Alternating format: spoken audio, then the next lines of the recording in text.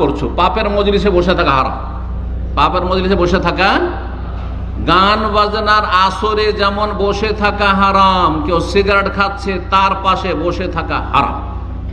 Cigarette পান করা, রুমমেটের সাথে বাস করা হারাম। ভালো করে শুনে, হ্যাঁ, অনেকেই আজকে একটু সচেতন হবে। অনেকে কিন্তু সিগারেট খোরে রুমে থাকছেন, হ্যাঁ, ফিল্ম দেখা লম্পটের রুমে থাকছেন অনেকেই। জি, তাদের রুমে থাকবেন না। জি, আল্লাহর গজব হচ্ছে আপনার পাশে, তো তাতে তো আপনার একটা ভাগ যে চলে যাবে, আল্লাহর গজব পড়বে। যে কেন গজবের জায়গায় থাকবেন? বেনামাজি, আল্লাহর গজব তাদের উপরে নামছে, আর সেই রুমে বাস করছেন আপনি, না বাস করবেন না আপনি। যদি আপনার নিজের পয়সা দিয়ে এখতিয়ার করা বাসা হয়, আপনার চয়েসের বাসা হয়, তো 1 মিনিটের জন্য তার সাথে থাকবেন। কেন বেনামাজির সাথে থাকবেন? কেন সিগারেট খোরের সাথে থাকবেন? কেন হারাম খোরের সাথে থাকবেন আপনি? কেন পাপীর সাথে থাকবেন আপনি? আল্লাহর গজব নামছে সেখানে। কিন্তু যদি